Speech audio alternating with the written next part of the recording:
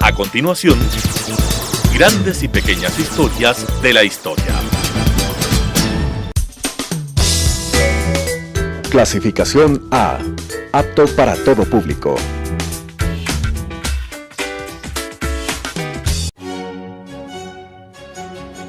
La historia está hecha de lo que unos quisieran olvidar y lo que otros no pueden olvidar. Es tarea del historiador averiguar el porqué de lo uno y de lo otro. Carlos Freile la asume en Telesucesos. Con ustedes, grandes y pequeñas historias de la historia.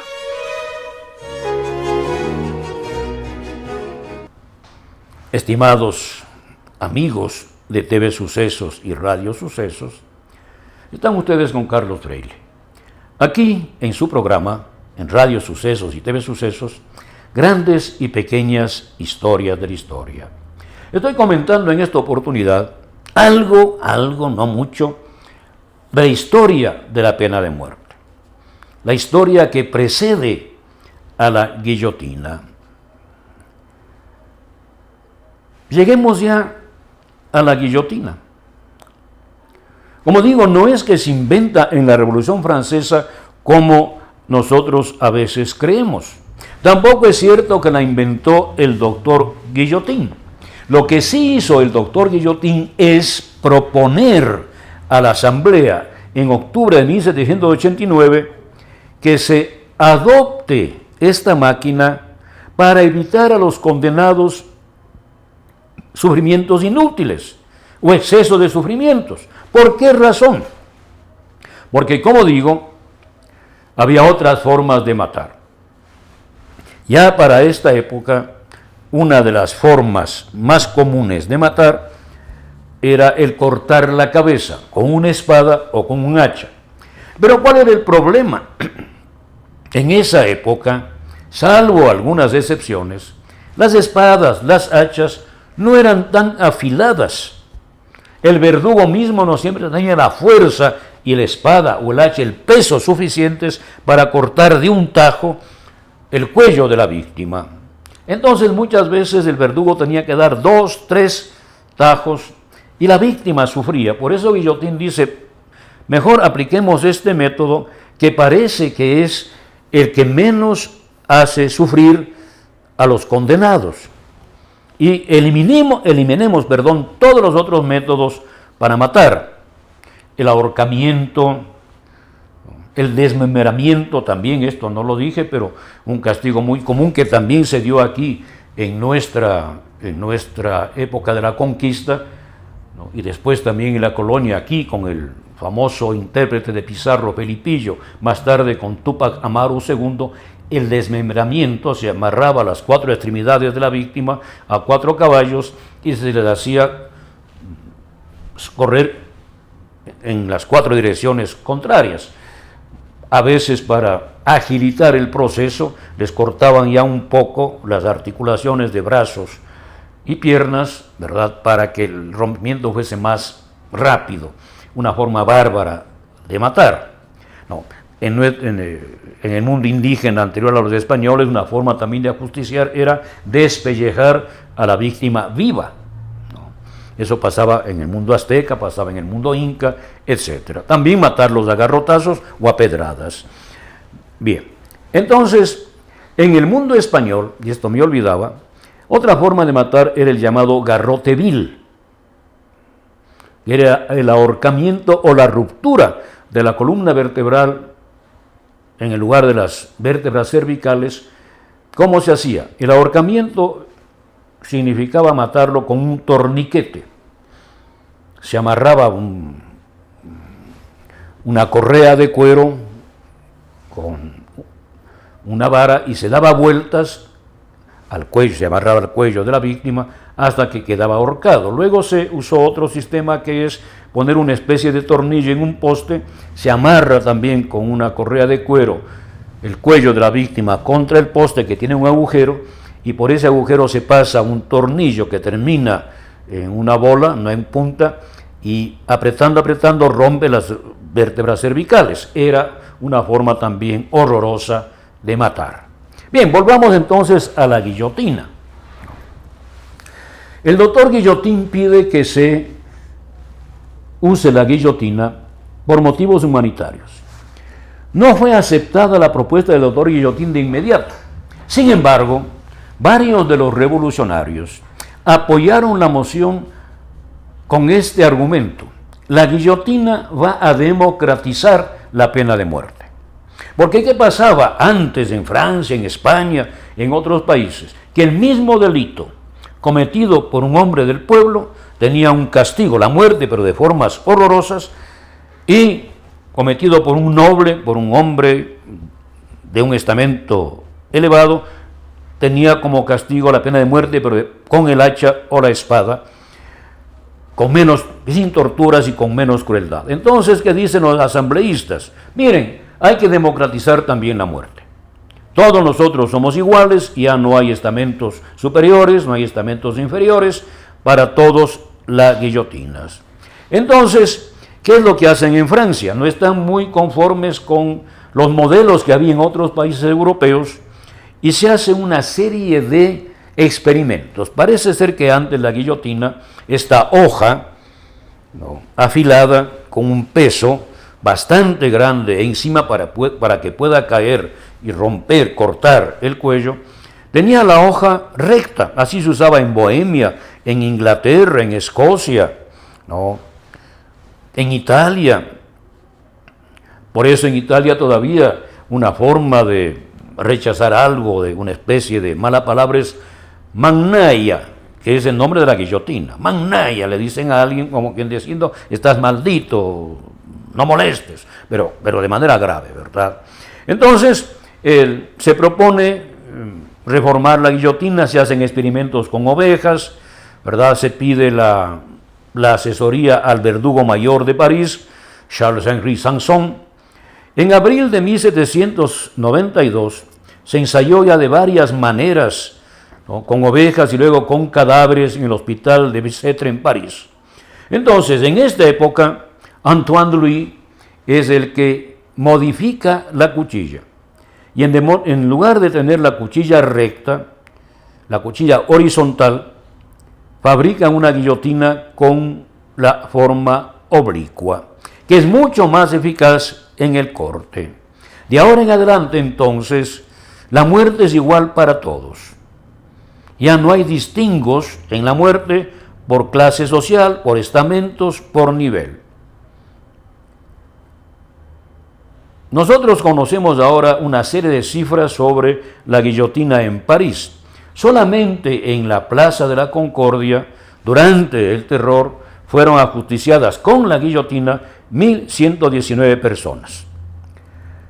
Pero solo con la guillotina. Y en París, en la Plaza de la Concordia, porque también hubo otros ajusticiamientos en otros lugares en París y en otras ciudades y pueblos de Francia. Los ajusticiados con la guillotina suman miles.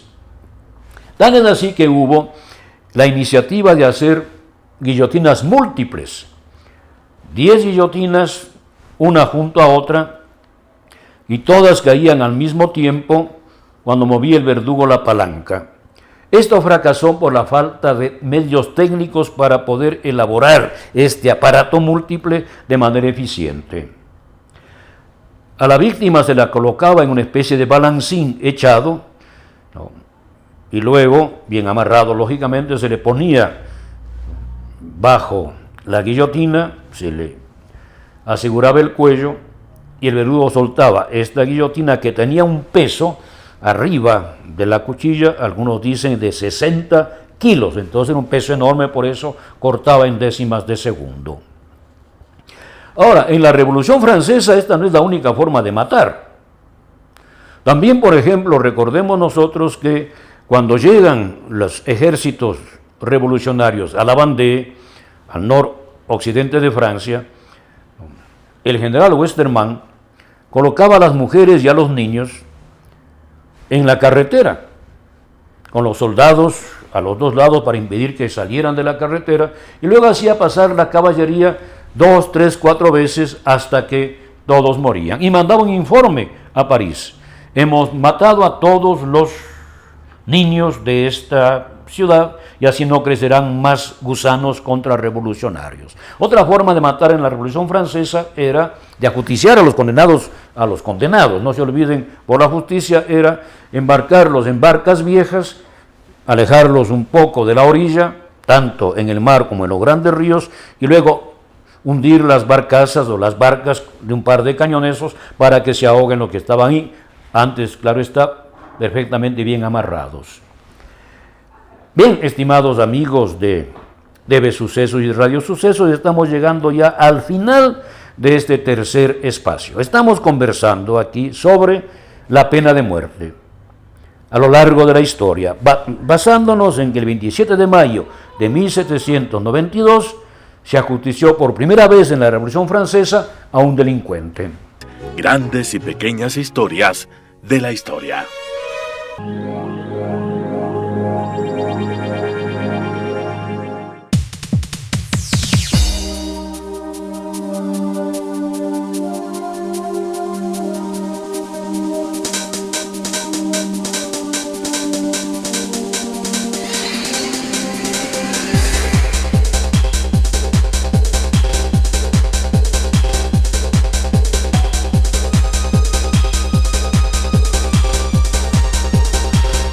Telesucesos, porque Quito TV.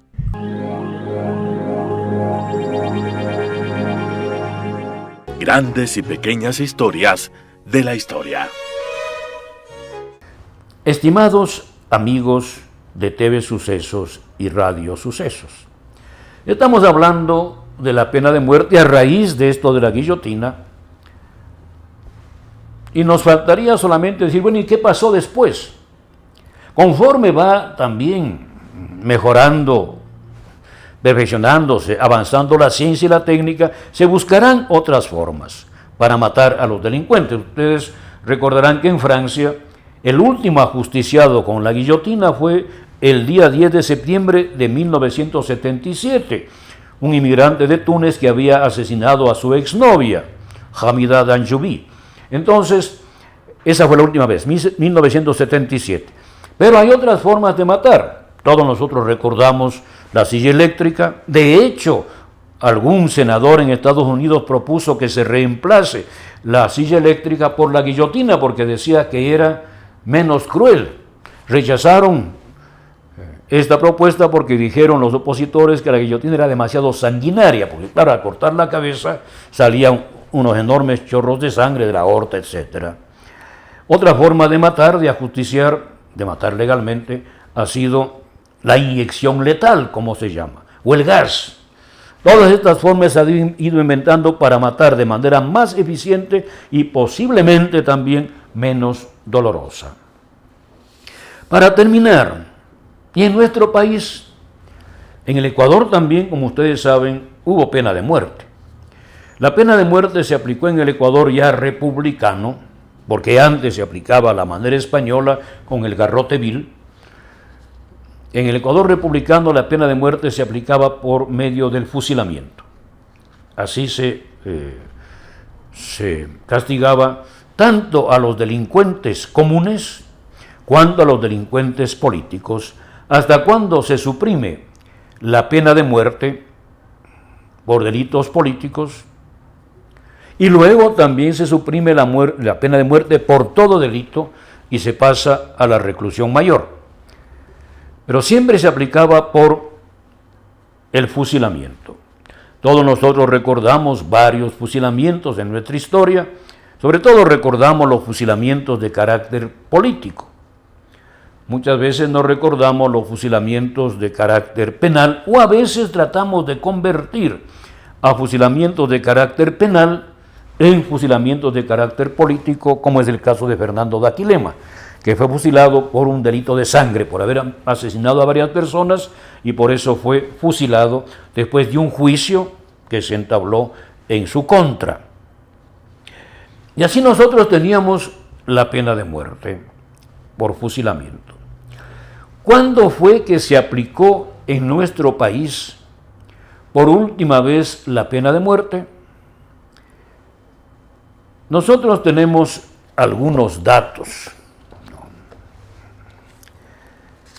nosotros tenemos que recordar que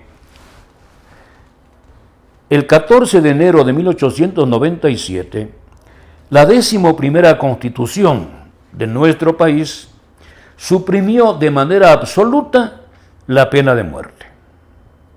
1897. Por eso es que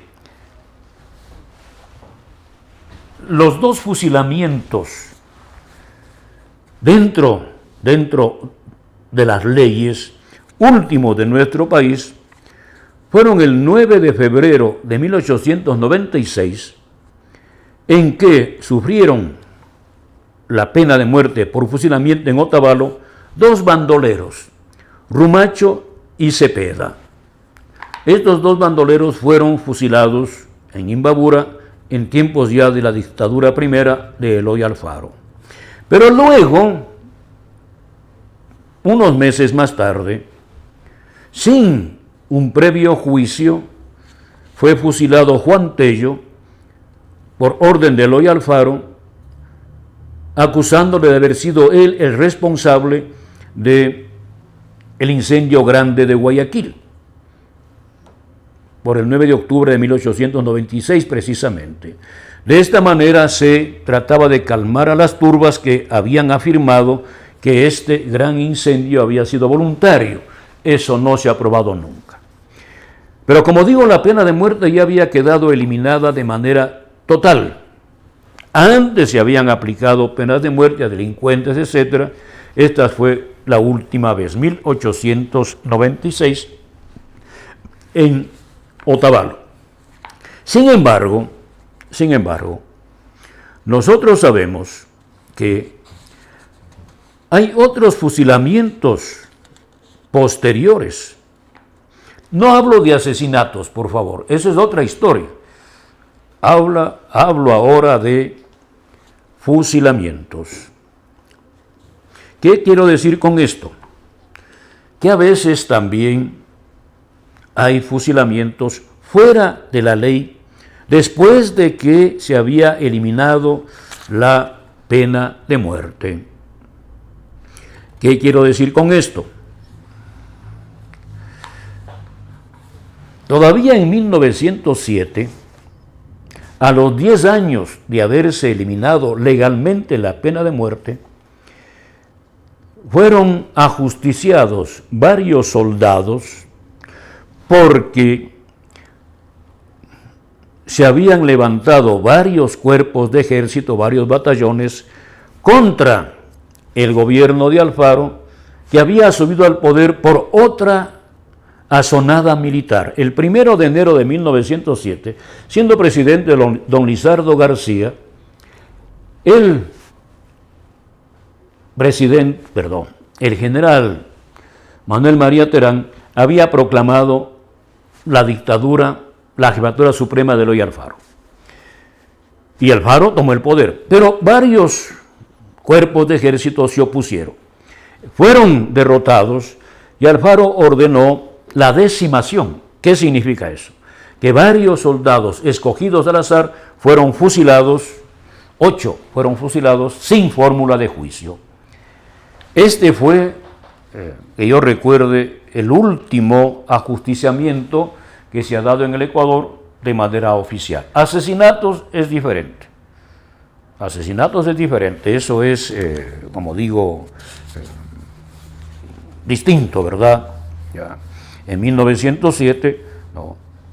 Esto fue el 19 de julio de 1907. El 25 de abril del mismo año habían sido asesinados varios estudiantes que protestaban justamente contra no solo el intento, contra el haberse apropiado Alfaro del poder supremo sin pasar por las urnas.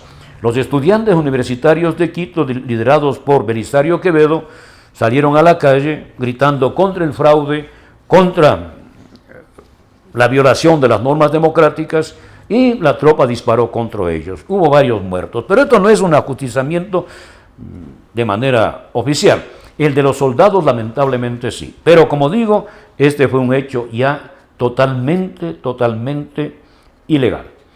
Que después ha habido, antes y después ha habido no solo en nuestro país, sino también en otros asesinatos por motivos políticos. No digo por motivos comunes, no, por motivos políticos es cierto. A veces con pruebas, a veces se rumoreaba del asesinato, etc. Pero desde 1897, por lo menos oficialmente en el Ecuador, no hay pena de muerte. En otros países poco a poco se va quitando la pena de muerte. Todavía hay pena de muerte, por ejemplo, en China, en varios países del cercano oriente. En China se les ajusticia con un tiro en la nuca y después se manda a los deudos la factura para que paguen el precio de la bala. En otros países, por ejemplo, en Arabia Saudita se corta la cabeza con una cimitarra, etcétera, etcétera, etcétera. Bien, queridos amigos de TV Sucesos y Radio Sucesos, he tocado un tema macabro, ¿verdad? Pero que a veces hace la falta recordar, porque es bueno tener en cuenta estas cosas para que nosotros no caigamos. No digo que estemos en peligro de caer, no, de ninguna manera, pero para que nosotros pensemos la sacralidad, si así se puede llamar, de la vida humana. Aún del delincuente, aún del criminal, esa vida debe ser respetada. Queridos amigos de TV Sucesos y Radio Sucesos, hemos llegado al final de nuestro programa. Será hasta la próxima vez, si Dios quiere. La historia está hecha de lo que unos quisieran olvidar y lo que otros no pueden olvidar. Es tarea del historiador averiguar el porqué de lo uno y de lo otro. Grandes y pequeñas historias de la historia.